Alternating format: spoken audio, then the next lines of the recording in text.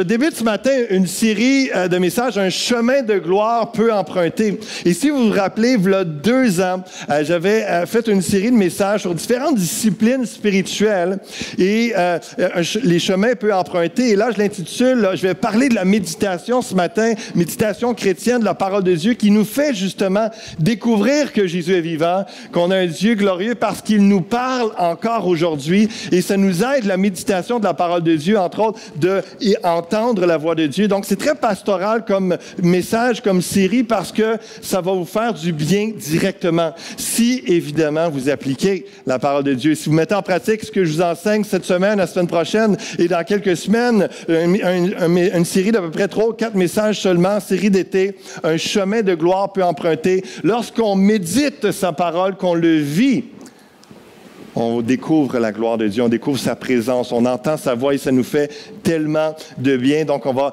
parler de cela ce matin. Et il y a 2 ans, je vous avais présenté cette image-là parce que dans le cadre d'une retraite spirituelle que j'avais fait au cours d'un cours de maîtrise sur la formation spirituelle, notre prof qui est très pratique aussi nous a dit, bon, on a eu la théorie, on a vu historiquement qu'est-ce que tout est possible théologiquement, on va aller vivre une journée de retraite spirituelle. Et pendant ce temps-là, on a eu des échanges, des moments de prière ensemble. Et puis, au moment, il nous a dit, on va sortir à l'extérieur, on va aller prendre 1 heure d'écoute de Dieu dans la nature.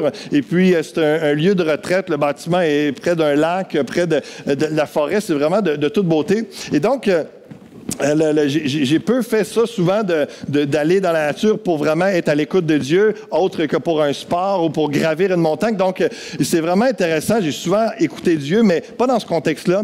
Et là, pendant 1 heure, Dieu m'a parlé. C'était vraiment inspirant.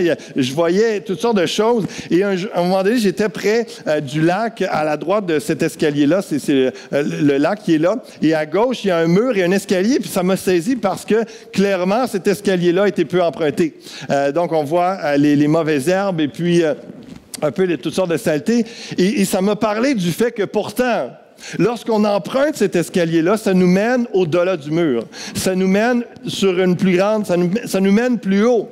Et ça m'a parlé sur combien dans notre vie spirituelle, on veut aller plus haut. Mais si on n'emprunte pas un escalier qu'on n'emprunte pas habituellement, ça ne nous mènera pas plus haut. Mais la méditation est un moyen que Dieu nous donne. La méditation chrétienne est un moyen que Dieu nous donne pour aller plus haut, pour aller au-delà d'un mur dans notre vie. Peut-être que ça fait des années que vous êtes chrétien, et puis ça stagne pas mal. L'eau commence à sentir mauvaise parce que c'est de l'eau stagnante. Pourtant, Jésus est vivant. Il nous a envoyé son Esprit, le Saint-Esprit, et des fleuves d'eau vive. Donc, ça peut couler encore et encore et encore. Et c'est un moyen. Ce que je vais vous enseigner est très pratique, très spirituel et très biblique cette semaine, la semaine prochaine, et au cours de cette série-là, pour vous aider lorsque vous mettez en pratique la parole de Dieu. C'est la condition. Vous pouvez aller dans une plus grande hauteur spirituelle, vous rapprocher de Dieu, et c'est le but de cette série. La méditation, un des mots hébreux qui parle de méditer dans l'Ancien Testament, c'est le mot « aga », qui veut dire méditer, murmurer. Le mot « murmurer » a 2 connotations, une positive et une négative. Et le mot « méditer » est utilisé dans les 2 connotations, dans les 2 sens. Parfois, on parle de méditer dans la Bible et ça a une notion positive, évidemment. Et d'autres fois, ça a la notion de murmurer. Murmurer, on peut parler contre quelqu'un. La Bible nous dit de ne pas murmurer contre les autres, de ne pas critiquer, de ne pas chialer, de ne pas parler dans le dos des autres. Mais si je dis des mots d'amour à mon épouse et que je murmure, je lui chuchote des mots d'amour, on s'entend que ça a une connotation positive. Donc, murmurer peut être parler à voix basse d'une façon positive, mais murmurer peut être aussi d'une façon négative, parler contre quelqu'un, critiquer, etc. Donc, on va voir que, justement, il y a les 2 sens. Une petite définition, la méditation est un acte de piété qui consiste à réfléchir attentivement à des vérités ou des mystères spirituels. Elle est accompagnée de prières et engendre des changements dans la conduite de celui qui médite. Qui veut changer à la ressemblance de Christ? La méditation est un moyen de le faire. La méditation qui a sa place normale chez tous ceux pour qui la vie spirituelle a de l'importance devrait être volontaire, soutenue, permanente. et prendre pour objets principaux les œuvres de la création. Donc, la méditation devrait être sur la création de Dieu, sur les perfections de Dieu, sur les lois et les promesses divines, sur Jésus-Christ, sa personne, son œuvre et toute vérité de la parole de Dieu. Donc, en résumé, la méditation chrétienne, c'est tout simplement la capacité à entendre la voix de Dieu et à obéir à sa parole. C'est ça qu'il y a de particulier dans le concept de la méditation biblique chrétienne, c'est que c'est pas juste réfléchir pour aller dans les grandes sphères philosophiques et de la pensée, c'est d'aller là, de laisser Dieu nous parler dans son intelligence, nous laisser nous adresser, nous instruire dans notre cœur pour que dans le quotidien, le day-to-day, dans le aujourd'hui et demain, je puisse commencer à mettre en pratique la parole sur ce que Jésus m'a parlé, sur ce qu'un texte m'a inspiré, etc. Et dans ce que mon cœur a été encouragé, envahi de l'amour de Dieu ou confronté. Et c'est ça la notion, que dans la complétude de la pensée, du concept de la méditation, c'est qu'on va réfléchir à une pensée de Dieu pour ensuite que ça ait un impact dans notre vie, dans notre quotidien, dans notre action de Dieu. Ça va jusqu'à présent? Donc, le but de la méditation, c'est une relation personnelle profonde avec Jésus-Christ. C'est comme ça qu'on vit réellement la vie chrétienne. Il marche avec moi et il parle avec moi, devient une réalité quotidienne. Et c'est particulier, hier soir, j'étais en train de faire du ménage dans le fond de mon terrain, brûler des vieilles branches, tout ça. Et puis, ma voisine d'en arrière, pour la première fois depuis que je suis déménagé, je la vois, puis elle s'était déjà présentée à nous avant de déménager. Mais là, ça fait un mois qu'on est là à peu près. Puis, donc, elle vient me saluer, vient m'adresser la parole. Et puis, en dedans de 5 minutes, j'ai su que son frère était décédé. Donc, je lui ai fait mes sympathies. Et puis, avec une phrase qu'elle a dite du style « Ah, il avait hâte de mourir pour aller rejoindre ses parents, nos parents et ses frères, etc. » Puis là, je dis « Ah oui, pour de vrai, il était croyant. » Puis, donc, c'est l'occasion pour l'emmener. Et puis, elle m'avoue qu'elle revenait de la messe. Elle venait d'aller à la messe, tout ça, qu'elle est assez croyante. Et là, ce qui m'a saisi au-delà du discours catholique très québécois, catholique en dehors du Québec, c'est pas toujours comme ça que ça pense. J'en ai vu dans d'autres pays. Et c'est catholique pratiquant, le classique, c'est que, tu sais, toutes les religions sont bonnes, l'important c'est d'être croyant, je prie un peu mon frère, ma sœur, je prie Dieu, je prie, etc., etc. Au travers de toutes ces choses qui ne sont pas bibliques, elle me dit une vérité qui m'a saisi. C'était que, et j'avais envie de lui dire, et je vais lui dire autrefois, tu n'es pas loin du salut, comme Jésus a dit à un pharisien ou un maître de la loi. Elle a dit, tu sais, pour moi, c'est pas autant important que les gens disent, je suis chrétien, très, très chrétien, puis les mains dans l'air, etc. Je m'attends que dans leurs attitudes, vraiment, dans leur comportement, ils agissent comme des chrétiens. Et ça m'a percuté. Et puis, elle me nommait combien des gens qui vont prier, ils vont aller à la messe, mais qu'après ça, ils vont sacrer, ils vont parler contre leurs voisins, etc., etc. Puis ça m'a touché parce que, justement, la méditation nous amène à vivre une relation chrétienne, une vie chrétienne authentique, où ce que tu laisses Dieu sonder ton cœur, tu regardes à la parole de Dieu comme un miroir. Est-ce que je la mets en pratique? Est-ce que je la vis? Et ça peut aller en profondeur aussi, comment Dieu nous parle, nous donne un conseil, nous donne un encouragement, comme notre frère Daniel, justement, dans un temps de jeûne et prière, un temps de réflexion, d'écoute de Dieu, Dieu lui a donné un texte et une direction pour sa mission en Indonésie, comment Dieu l'a guidé. Et Dieu veut le faire avec chacun d'entre vous. Si vous êtes un enfant de Dieu, vous pouvez entendre sa voix. Et la méditation de la parole de Dieu est un moyen d'entendre sa voix d'une façon très claire, très précise et contextuelle à votre situation. Les bienfaits, avant d'aller plus loin, les bienfaits de la méditation. Nous ne pouvons pas brûler la flamme éternelle du sanctuaire, du lieu saint intérieur. Le Saint-Esprit habite en nous. Restez les mêmes, car le feu divin consumera tout ce qui est impur. Nous ne devrons pas changer, nous voudrons changer, car notre désir le plus profond sera de lui ressembler. Richard Foster, dans son livre sur Éloge à la discipline spirituelle, il mentionne ces choses-là, puis je trouvais ça percutant. Et j'ajoute une paix et un sens de direction divine, un discernement de notre cheminement et du succès avec nos décisions. C'est ça les bienfaits, entre autres, de la méditation. Tout le monde médite, mais peu médite la parole de Dieu et sa création. Je peux vous garantir ce matin, puis vous affirmer avec assurance que tout le monde médite régulièrement, presque à chaque jour, et il y en a qui méditent beaucoup, mais pas la parole de Dieu. Dans quel sens que je dis ça?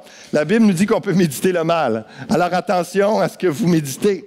Proverbe nous dit au chapitre 3, verset 29, « Ne médite pas le mal contre ton prochain lorsqu'il demeure tranquillement près de toi. » Abuse pas de quelqu'un qui est tout là innocent, qui tu pourrais profiter d'un avantage contre lui. Ne médite pas le mal contre ton prochain. Au chapitre 6, verset 14 des Proverbes, « La perversité est dans son cœur. » Il parle de l'homme méchant, de l'homme pervers. La perversité est dans son cœur. Il médite le mal en tout temps. Il excite des querelles. Et au verset 16 du même chapitre, ça nous dit qu'il y a 6 choses que est l'Éternel. Et dans ces 6 choses, ça nous mentionne au verset 18, le cœur qui médite des projets iniques, des projets méchants. Dieu déteste ceux qui s'attardent. Le cœur, la Bible nous dit, le cœur qui médite des projets iniques est en horreur à l'Éternel. Dieu déteste ceux qui prennent le temps de réfléchir de comment faire le mal. Et malheureusement, des gens dans le non-pardon, peut-être vous pensez là, à des criminels, à des tueurs en série, à toutes sortes de choses comme ça, criminelles. Mais je pense que la Bible inclut aussi, parce qu'il y a plein de versets qui en parlent, juste des choses du cœur, de la pensée, des choses négatives, des gens qui complotent dans leur « Hey, si je pouvais, là, je ferais ça. » Puis « Ah, pour me venger, etc., etc. » Je vous encourage ce matin à ne pas méditer le mal, à vous concentrer sur la parole de Dieu. Et la semaine prochaine, on va attaquer un peu plus des versets justement sur les pensées. Comment est-ce qu'il y a un combat dans nos pensées. Et si on mène bien ce combat-là, nos pensées seront un compas. On va regarder ça ensemble, comment est-ce que Dieu nous parle, comment il veut faire de l'ordre dans nos pensées pour justement que dans nos pensées, on puisse, parce que ça influence nos actions, donc ça nous donne une direction, c'est comme un compas. Donc, il faut mener le bon combat dans les pensées. On va regarder ça la semaine prochaine. La méditation, donc, tout le monde médite parce qu'il y en a qui sont toujours en train de penser, peut-être il y en a qui sont en train de mijoter en ce moment à ce qu'ils vont manger pour souper, parce que le dîner est réglé. C'est des hot dogs au parc, donc ça, c'est réglé. Mais il y en a qui sont prévenants. Fait que là, ils sont déjà en train de mijoter ce qu'ils vont mijoter dans le four, etc. Donc, et d'autres sont en train de penser à comment faire plus d'argent, comment avoir un emploi, etc. Toujours en train de... C'est une façon, on parle de réflexion, on parle de pensée continue, on s'attarde à quelque chose, c'est méditer. Et il y en a qui, comme le texte le dit, méditent littéralement le mal. Dans Josué chapitre 1, verset 8, ça nous encourage à méditer la parole de Dieu. Un peu de contexte, Josué est le successeur de Moïse. Moïse a été un des plus grands leaders. Il a sorti le peuple de l'esclavage d'Égypte. Le peuple hébreu l'a sorti. Et 40 ans dans le désert, ils ont tourné, mais ils ont vu la gloire de Dieu, la mer Rouge qui s'ouvre, qui passe à sec, les Égyptiens qui sont noyés dans l'eau par la suite. Etc. Il voit ça. Josué est témoin. Il est l'assistant de Moïse, mais à un moment donné, juste avant la terre promise.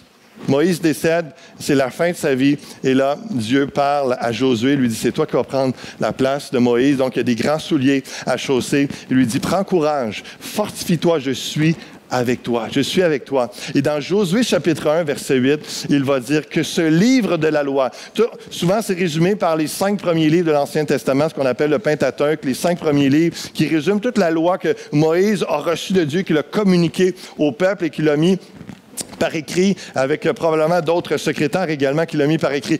Que ce livre de la loi ne s'éloigne point de ta bouche, médite-le jour et nuit pour agir fidèlement selon tout ce qui est écrit. Car c'est alors. C'est alors. Tantôt, le si, le conditionnel. C'est alors que tu auras du succès dans tes entreprises. C'est alors que tu réussiras. Dieu dit à Josué, dans le pays promis, dans la terre promise, le Canaan, là où coule le lait et le miel, vous allez le posséder, ce pays-là. C'est à vous, je vous l'ai promis, il est là, c'est garanti.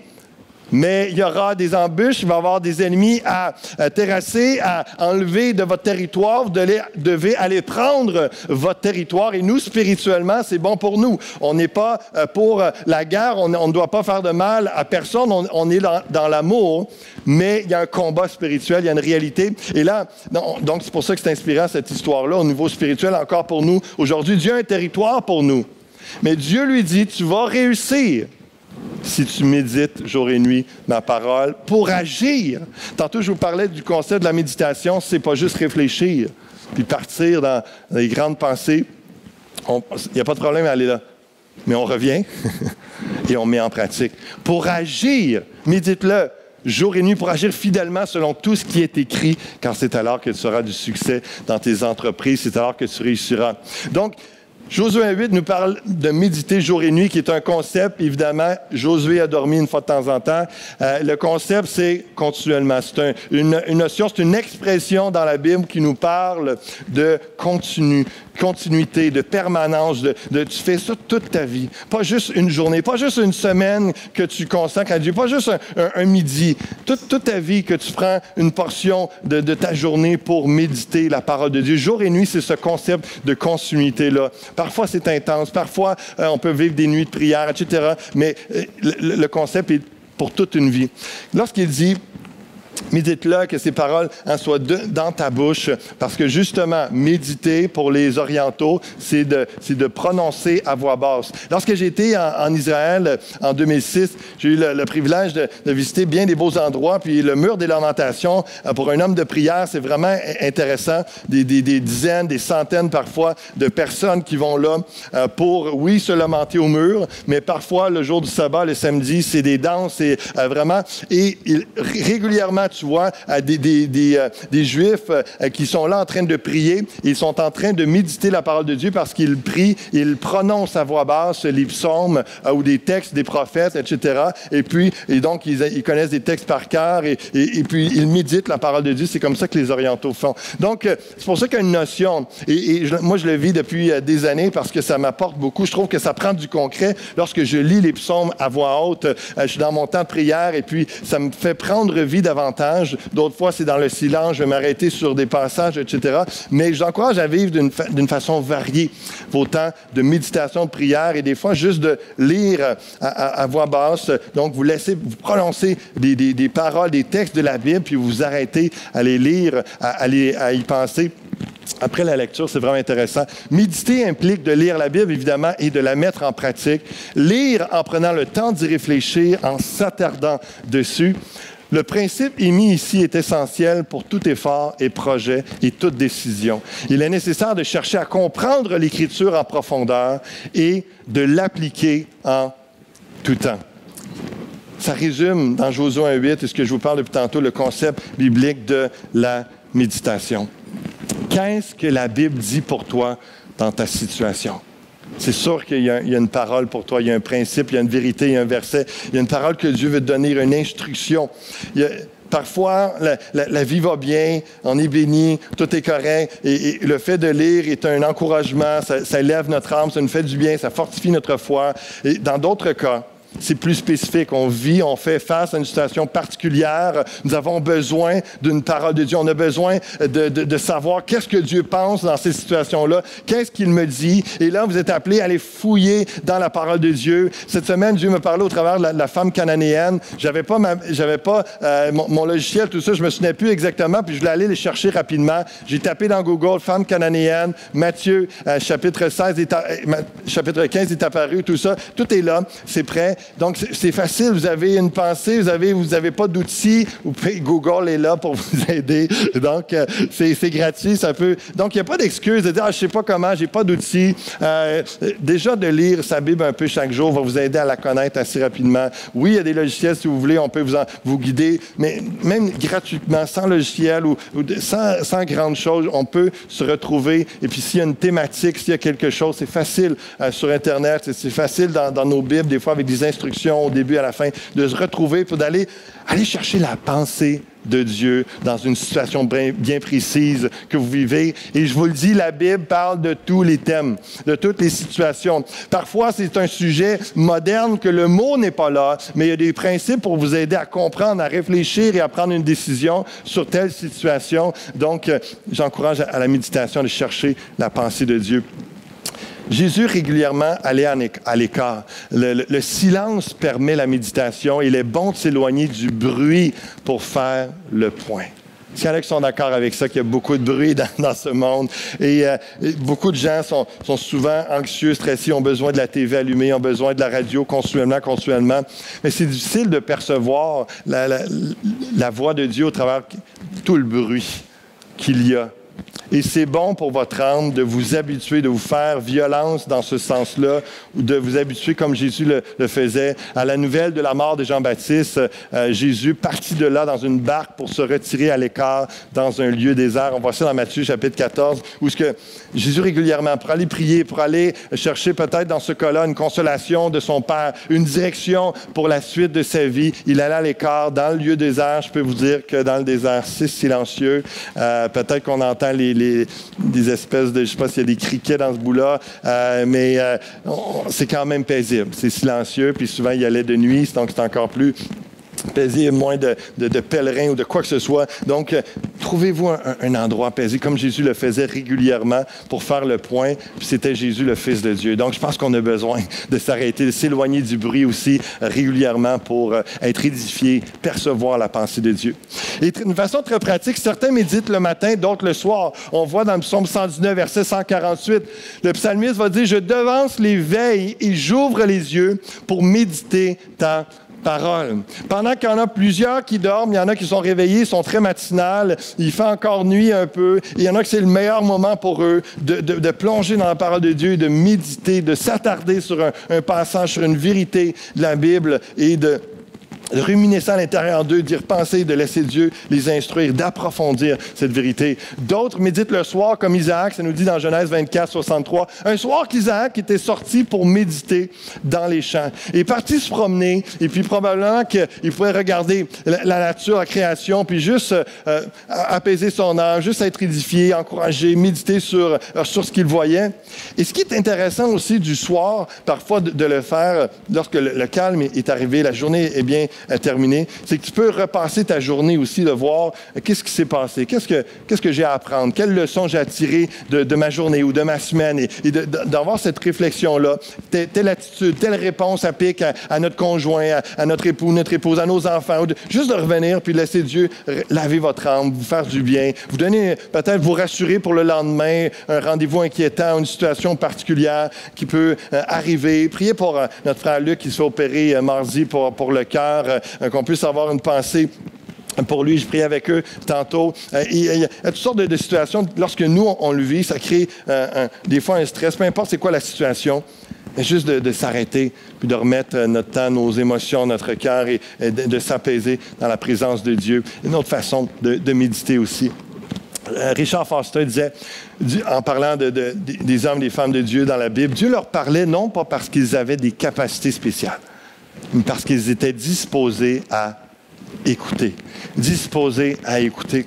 Que vous soyez encore en vacances ou pas, trouvez un temps, c'est un bon moment l'été pour sortir, aller à l'extérieur, aller dans des endroits calmes, près d'un lac. Il y en a partout autour de nous. On vit dans une superbe région où on peut se laisser inspirer par ce que Dieu a fait, Dieu a créé, et puis juste nous laisser édifier, inspirer par sa parole, être à l'écoute.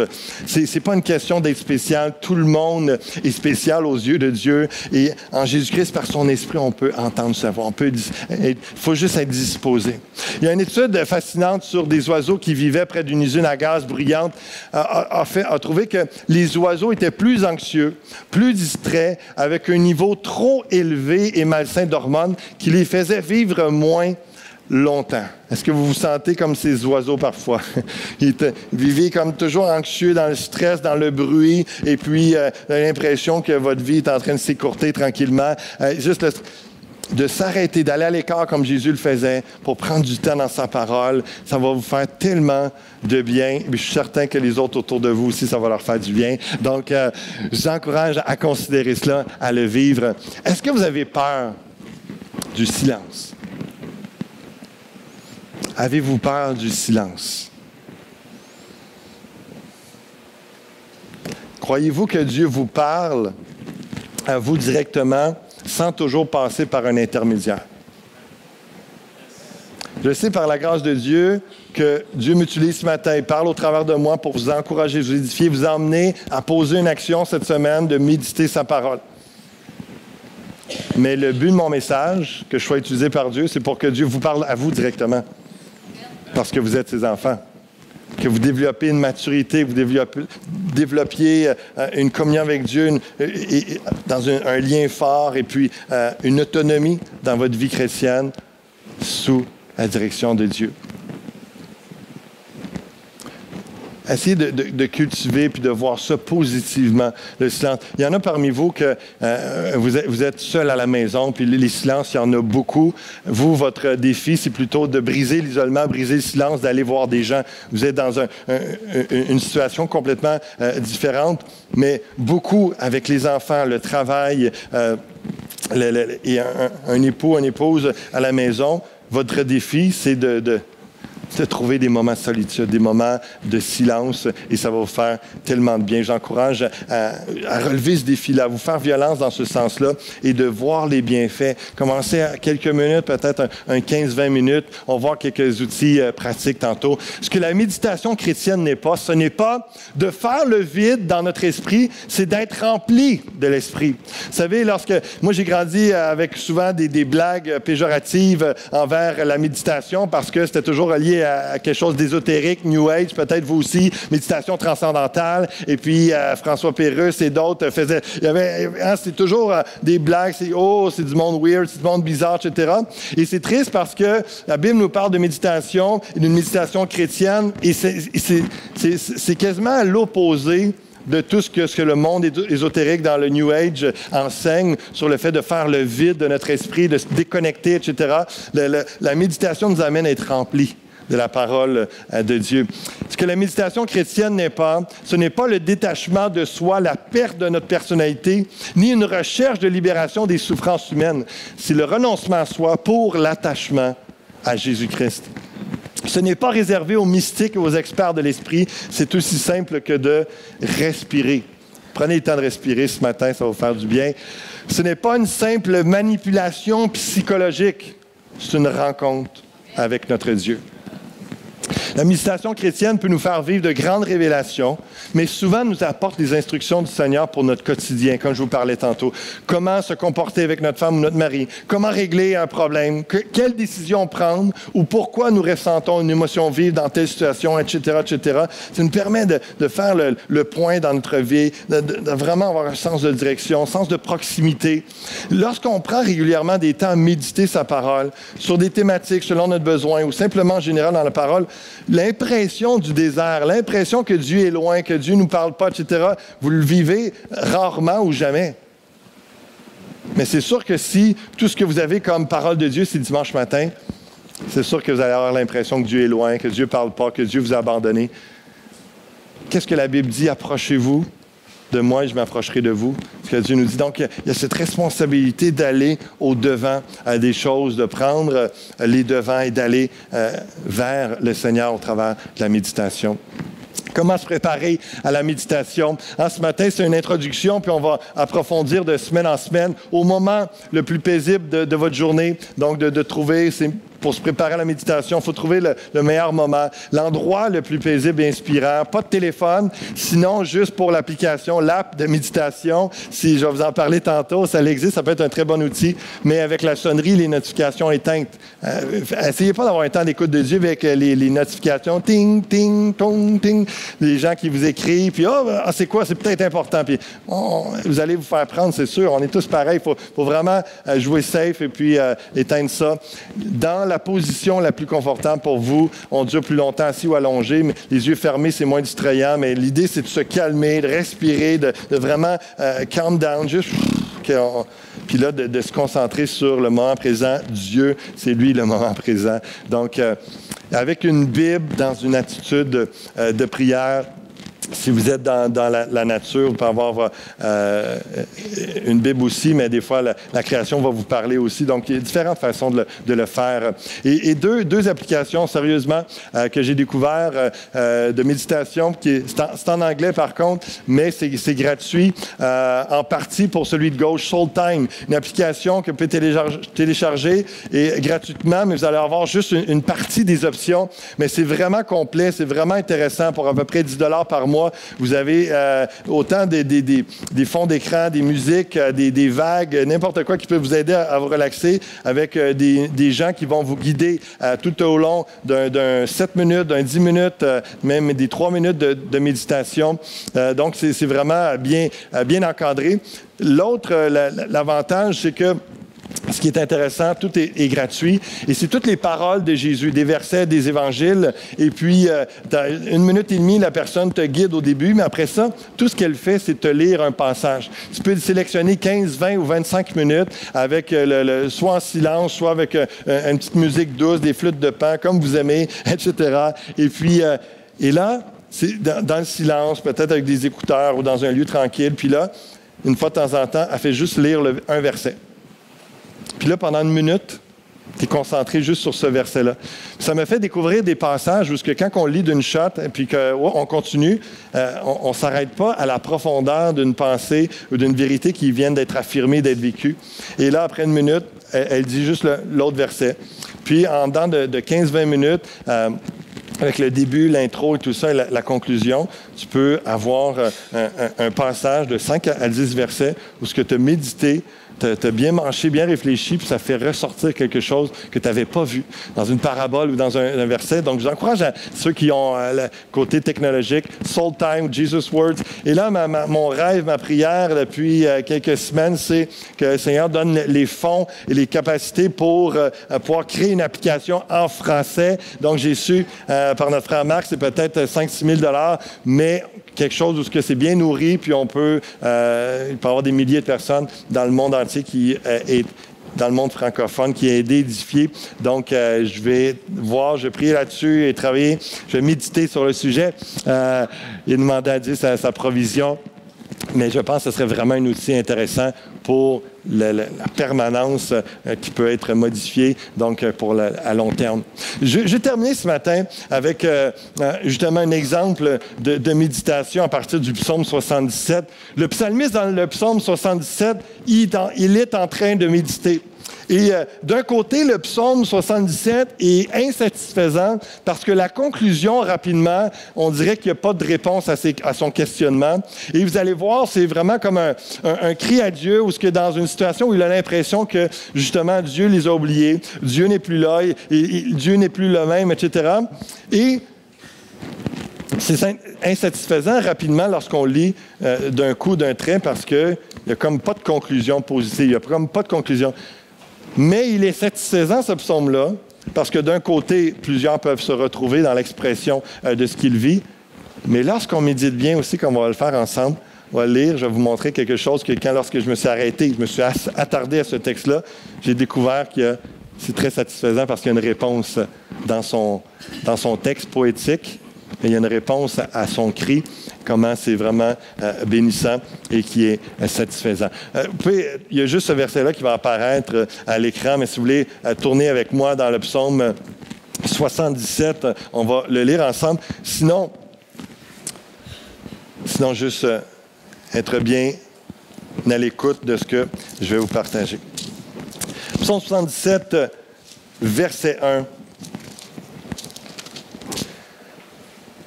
Donc, c'est un psaume d'Asaph. « Ma voix s'élève à Dieu et je crie. Ma voix s'élève à Dieu et il m'écoutera. Au jour de ma détresse, je cherche le Seigneur. » Première chose intéressante qu'on voit qu'au jour de sa détresse, au lieu de courir partout et de crier au loup puis de juste être découragé, il crie à Dieu. Donc, c'est déjà un premier bon réflexe. Il est bien entouré. Hein? Donc, c'est un bon réflexe. Au jour de ma détresse, je cherche le Seigneur. La nuit, mes mains sont étendues sans se lasser. Mon âme refuse toute consolation. Qui veut dire que vraiment, c'est un synonyme de « Seigneur, j'ai besoin de toi. Seigneur, je me tourne vers toi. » Les mains tendues vers Dieu, c'est comme lorsqu'on a les yeux fixés sur Dieu. Même expression pour dire « C'est à toi que je m'attends, Seigneur. » Et il refuse toute consolation. Il ne veut pas d'autre solution. Il veut Dieu. Il veut une parole de Dieu. Donc, mon âme refuse toute consolation. Je me souviens de Dieu et je gémis. Je médite et mon esprit est abattu. Dans d'autres versions, on comprend mieux l'expression qu'il est en train de dire, c'est que j'ai même pas la force de penser. J'ai même pas la force de prier. Aussitôt que je pense à Dieu, là, il est tellement accablé, il est tellement découragé. Et il va dire, je médite, j'essaie de penser à Dieu, puis mon esprit est abattu, il est lourd. Peut-être qu'il y en a qui vivent ça. Et puis, c'est ça qui est satisfaisant de voir le psalmiste, c'est très cru, très concret. Il vit quelque chose de réel. C'est une saison de sa vie. C'est pas toute sa vie, c'est un moment de sa vie.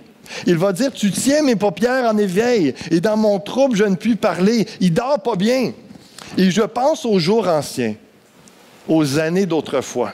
Hein, combien de gens ont de l'âge puis peuvent penser, avoir une nostalgie de « mais semble avant, c'était mieux. Mais semble la gloire de Dieu avant, etc., etc. » Puis il est un peu dans ce mood-là, dans cette ambiance-là. Et là, il va dire, je pense à mes cantiques pendant la nuit. Asaph était un compositeur de chants. Et puis, je fais des réflexions au-dedans de mon cœur. Et mon esprit médite. Ah, c'est ça la méditation. Bon, je pense à mes cantiques pendant la nuit, je fais des réflexions au-dedans de mon cœur et mon esprit médite. Et là, une des pensées négatives qui vient. Le Seigneur rejettera-t-il pour toujours?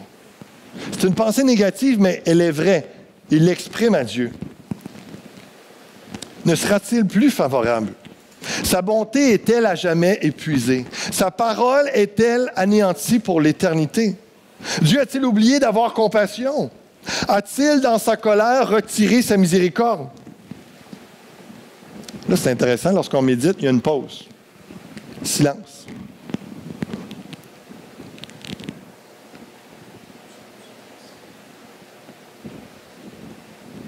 Je ne sais pas si c'est 30 secondes, 1 minute, c'est pas écrit. On ne sait pas la pause.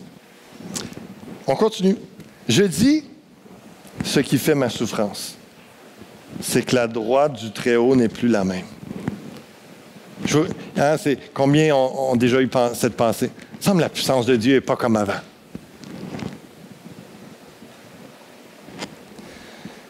Et là, voici, il enchaîne. Au verset 12. Je rappellerai les œuvres de l'Éternel, car je me souviens de tes merveilles d'autrefois. Je parlerai de toutes tes œuvres. Je raconterai tes hauts faits. Ô Dieu, tes voies sont saintes. Quel Dieu grand, quel Dieu est grand comme Dieu. Hein? Petit D, grand D.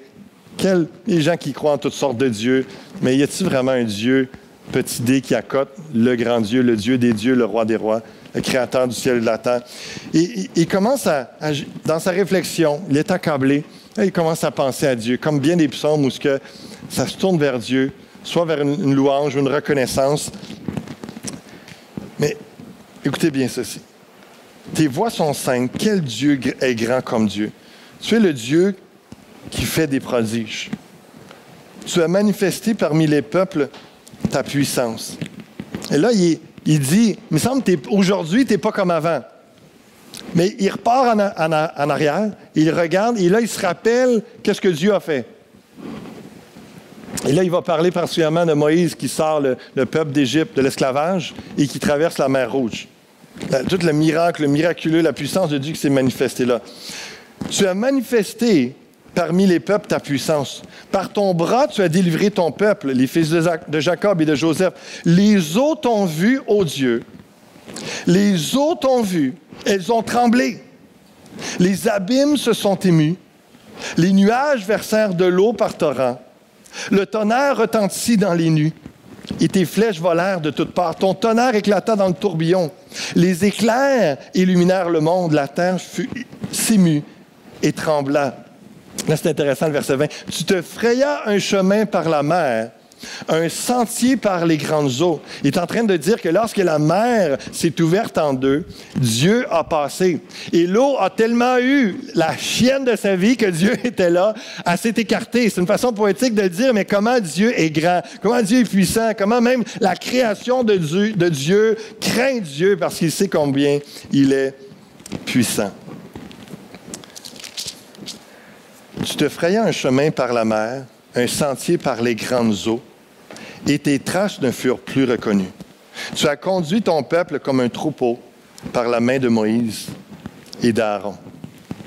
Si on lit vite comme ça, on se dit, ben là, finalement, il est-tu content ou il n'est pas content? Il se réjouit dessus ou c'est quoi la conclusion? Il se met à louer Dieu pour le passé, mais le présent, il en est quoi? C'est quoi sa conclusion? On ne le sait pas jusqu'à ce qu'on s'arrête vraiment à méditer sur sa conclusion. Écoutez bien ceci. Tu te frayas un chemin par la mer, un sentier par les grandes eaux, et tes traces ne furent plus reconnues. Lorsque Dieu a écarté les eaux pour que le peuple d'Égypte sorte, ensuite de ça, les Égyptiens étaient à leur poursuite et ils sont entrés dans l'eau et Dieu a juste refermé la mer sur eux. Et puis les Égyptiens, le Pharaon, sont tous morts, noyés. Et le peuple de Dieu a continué après la mer, ils étaient en sécurité. Mais lorsque les eaux sont fermées, on ne voyait plus de traces de Dieu. On n'a pas vu son action. Ils n'ont pas vu une forme, quelque chose. Ils ont juste vu les eaux se refermer. Pourtant, c'est Dieu qui avait agi. Et là, ils réalisent que dans le fond, par la main de Moïse et d'Aaron, tu as conduit ton peuple comme un troupeau. Et combien de fois il est en train de dire que, humainement parlant, on peut regarder, puis là, on dit « Ah, wow, Dieu avec Moïse, Aaron, Dieu avec tel pasteur, Dieu avec tel serviteur, Dieu avec telle femme, et a témoigné ça. Et Dieu agit, c'est incroyable, wow! » Puis là, c'est dans le passé. Mais si tu avais été là, dans le présent, tu aurais vu des gens agir, être touchés, impactés par Dieu, Dieu agir au travers de ces personnes-là, et sans voir forcément une action particulière. Les eaux se sont refermées, ils ne reconnurent plus. Mais ils réalisent que souvent, on est prompt à conclure que il me semble que Dieu n'est pas là. On ne le reconnaît plus. On ne le reconnaît plus. Mais lorsqu'on commence à s'attarder à ce que Dieu a fait, puis là, ça nous amène jusqu'à nous, puis on réalise dans le fond que là où on est, lorsque Dieu a agi au travers de différentes personnes, ou même en nous-mêmes, puis là, on réalise, OK, je ne l'avais pas reconnu, mais Dieu a agi. Dieu était là dans le fond. Parce que je suis rendu là où je suis, et les actions, les prodiges ont pris place. Tes traces ne furent plus reconnues. Tu as conduit ton peuple comme un troupeau. C'est Dieu qui a conduit par la main de Moïse et d'Aaron. Comment allez-vous méditer cette semaine la parole de Dieu? Pour avoir une compréhension et laisser Dieu nous amener à une conclusion où ce que ça peut devenir satisfaisant de dire, OK, c'est pas comme je m'attendais, je le reconnaissais plus, mais là, je viens de réaliser dans le fond, c'est toi qui agis. Tu es là, tu es présent, tu es fidèle, tu ne m'as pas oublié. Tu es encore en train d'agir. C'est un exemple dans le psaume 77. Le psalmiste Asaph est arrivé à cette conclusion avec un moment d'honnêteté et de vraiment... C'est ça qui devient édifiant, mais il faut arrêter. Il faut prendre le temps dans le silence, dans la réflexion. Et comment allez-vous méditer cette semaine? Est-ce que c'est une petite balade d'écoute de Dieu dans la nature cet après-midi, après le dîner, ou une autre cette semaine? Est-ce que ça sera de prendre un verset, de le méditer 15 minutes ou plus, de vous arrêter sur un verset, un passage et d'aller en profondeur, demander à Dieu qui vous parle, qu'est-ce qui est bon pour vous? Est-ce que ça sera de méditer sur votre journée, votre été, en fin de journée, le soir, comme Isaac l'a fait, et puis de remettre votre journée dans les réflexions avec Dieu, puis de voir, laisser Dieu vous enseigner quelque chose? Est-ce que ce sera juste de vous connecter sérieusement, cœur à cœur avec Dieu, chaque matin, pour avoir toutes vos pensées captives en lui, et puis de juste laisser vous parler, d'être à l'écoute.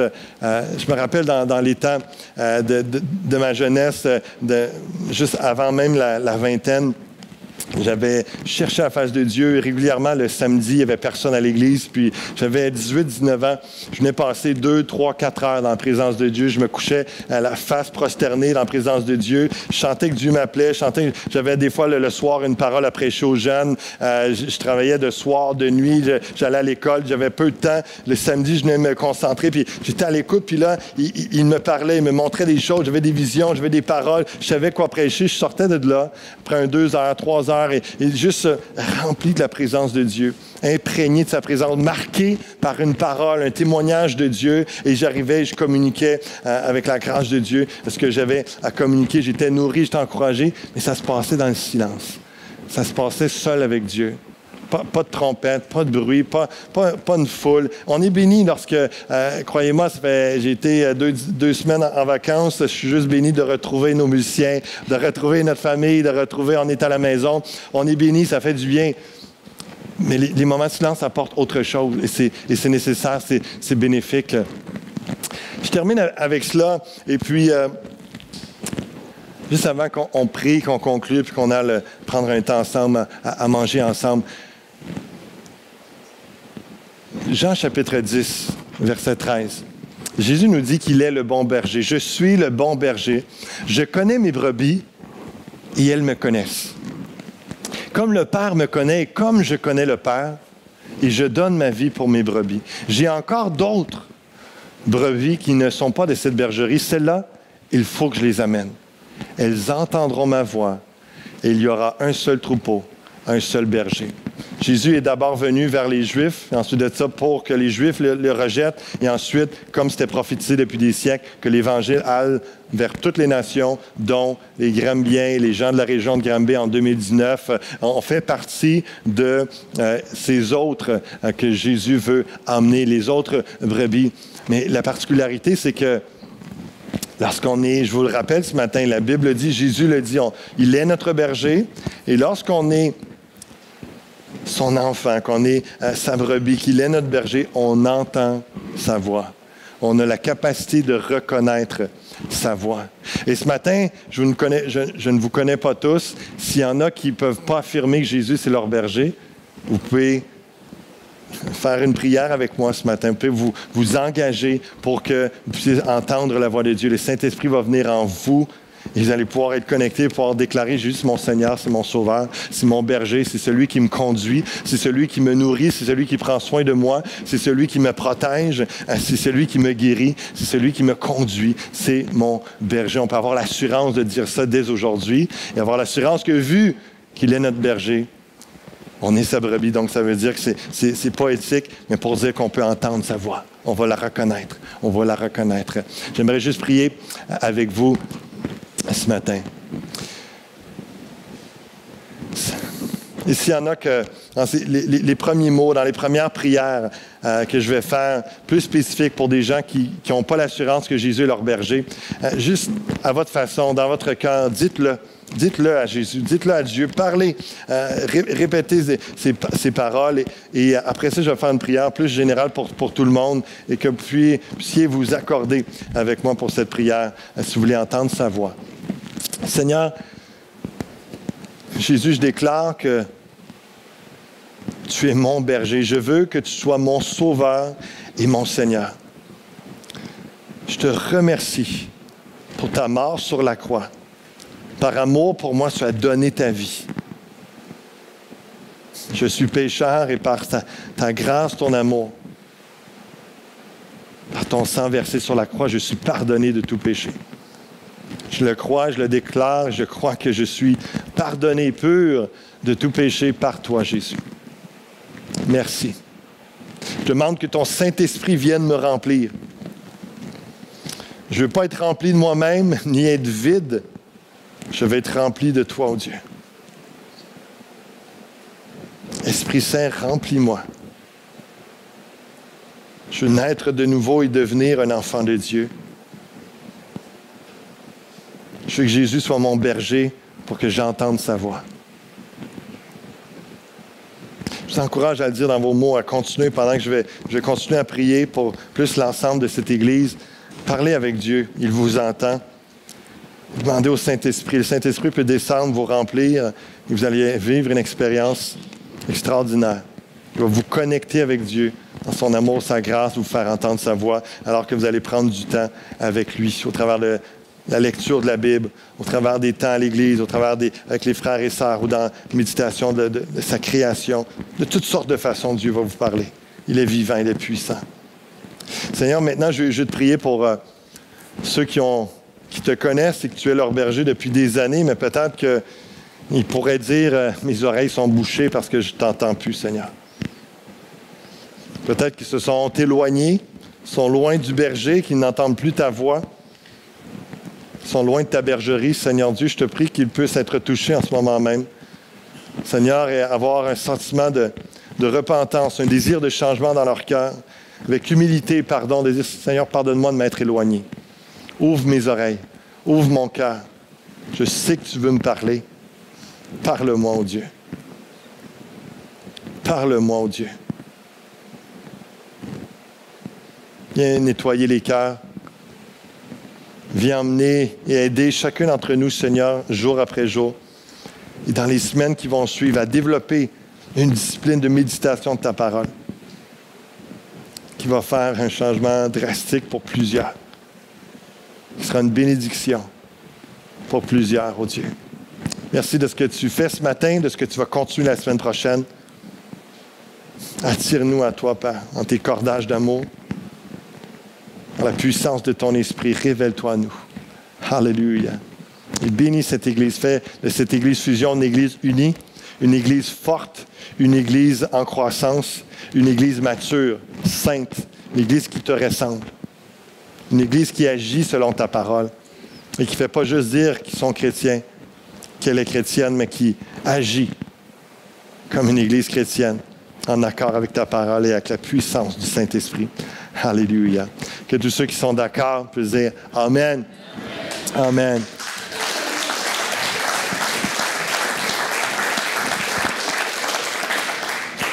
Dieu est bon.